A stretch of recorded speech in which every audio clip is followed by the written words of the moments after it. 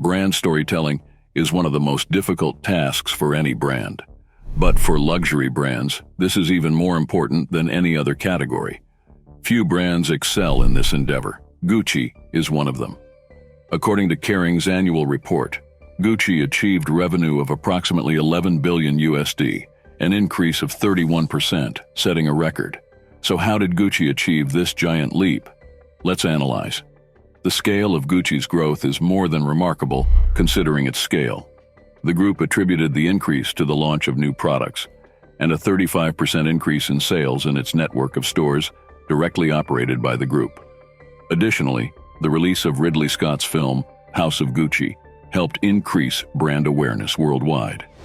At its core, Gucci is a bold and unapologetic expression of individuality. Its story is not about the best leather, best materials, or best products, although Gucci does that better than most other brands. Instead, the brand speaks to a consistent consumer perspective, how people feel obligated to conform to the expectations of others, whether parents, friends, colleagues, or society generally speaking. These expectations include gender identity, how or what to wear, and how to present oneself. Before any other brand, Gucci understands this feeling and gives people a home or safe space to express and celebrate themselves. Every Gucci campaign is a celebration of individuality and a celebration of their customers. While most brands talk about themselves and pride themselves on their excellence, Gucci talks about its customers, and each communication highlights what the brand enables customers to do differently. This brand is among the best when it comes to brand storytelling, which creates extreme value. For Gen Z, this is essential, because Gen Z is the first generation to learn how to manage their personal brand through social networks, making Gen Z the first generation to live as a public figure. Additionally, Gucci emphasizes inspiration through innovation. It is considered by customers to be innovative, which is essential for the success of luxury brands. Essentially, luxury brands should be considered influencers and disruptors. When brands become boring, no one wants them. But when they are excited and inspired, they create desire. In this aspect, Gucci is doing its best.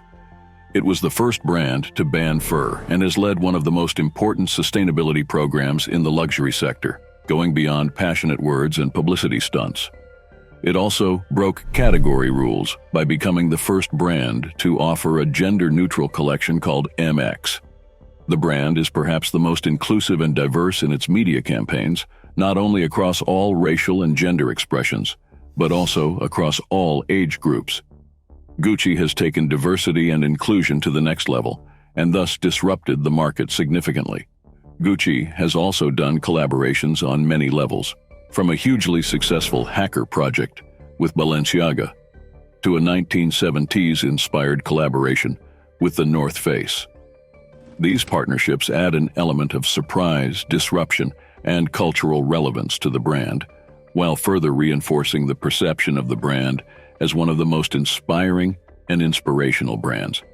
Another of their collaborations that broke the internet in Asia, Kai Gucci, a teddy bear collection designed with K-pop superstar EXO's Kai, also known as Human Gucci, brought this brand to new heights among Asian critics, markets, including China. And the brand's story of unapologetic self-expression has been bolstered by a range of new products, including a sex toy line as part of a jewelry collection at a recent fashion show on Hollywood Boulevard that featured Macaulay Culkin, Phoebe Bridgers, Jared Leto, and others. All of Gucci's various businesses tie together through clear brand storytelling, which is the true genius of Gucci's execution. Alessandro Michele, the star of Gucci's 2015 campaign film, has challenged the status quo of the fashion world with avant-garde designs and unusual campaigns, often filled with historical references and popular culture. The fashion house's Fall-Winter 2022 campaign is further proof of the creative director's ability to surprise and delight audiences, paying homage to the work of none other than legendary filmmaker Stanley Kubrick. This is not the first time Gucci has given a self-proclaimed film buff the opportunity to work with him. The brand's Winter 2017 campaign features a series of quirky scenarios that affectionately borrow from the sci-fi classics of yesteryear. In my opinion, a garment is not and will never be a simple piece of fabric.